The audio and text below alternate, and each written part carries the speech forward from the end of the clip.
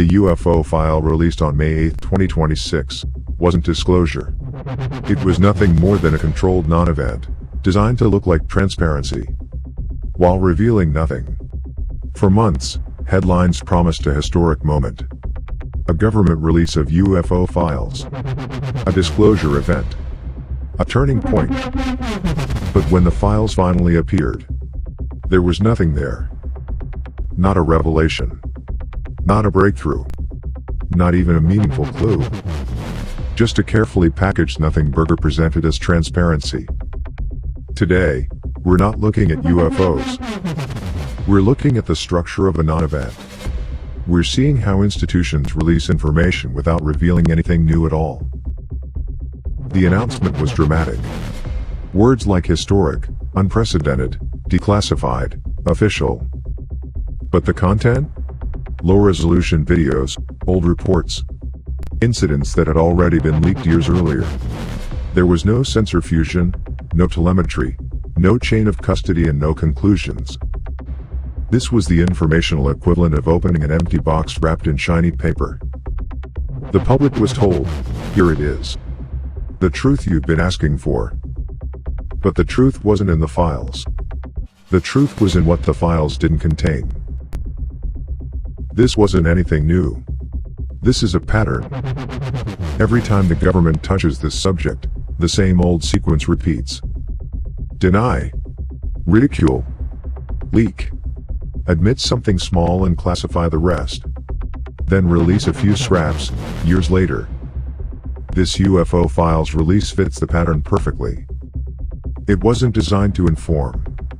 It was designed to satisfy curiosity without providing clarity. This is being used as a pressure valve, a controlled release. A way to say we're being transparent while revealing nothing that changes the conversation. A nothing burger isn't an accident. It's a mechanism. And here's how it works. Step 1. Release information that is already public, leaked, or harmless. Step 2. Strip out context. Remove data. Remove analysis. Remove anything that could force accountability. Step 3. Present the leftovers as a major disclosure. Step 4. Let the public argue about what little was shown, instead of asking about what wasn't. The UFO release followed this blueprint exactly. The videos were old. The reports were vague. The details were missing. And the conclusions were absent. It was transparency theater, a performance of openness without the substance. So, what did the release achieve? Putting it simply, it relieved pressure. Pilots were speaking publicly. Whistleblowers were testifying. Congress was asking questions, and FOIA lawsuits were stacking up. The government couldn't keep pretending nothing was happening. So, they decided to acknowledge the topic. Just enough to calm the noise, but not enough to change anything.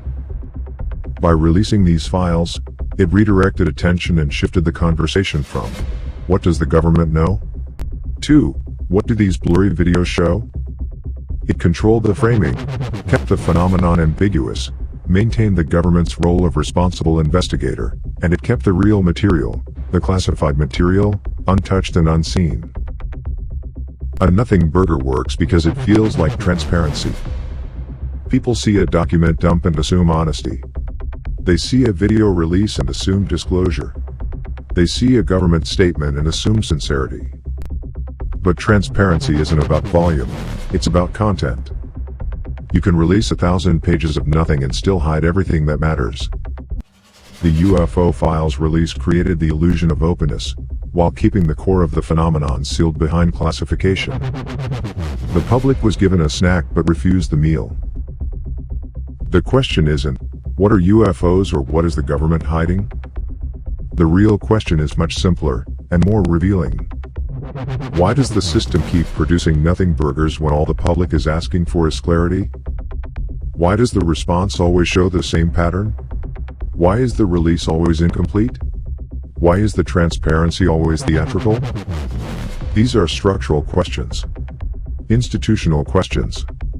Questions about process, not about belief.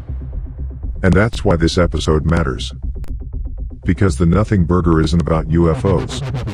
It's about how information is managed when the truth is inconvenient, destabilizing, or simply not ready to be acknowledged. But there is one thing this UFO release did reveal. Not in the files themselves, but in the way the entire thing was handled.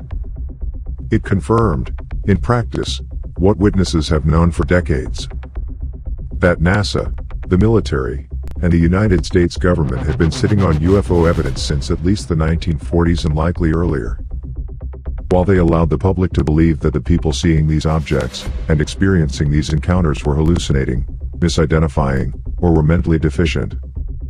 For almost 80 years, the official position wasn't just "there's nothing to see here." It was, "there's something wrong with you for seeing it." This release didn't correct that history. But it did quietly acknowledge it. And then repeated the same pattern.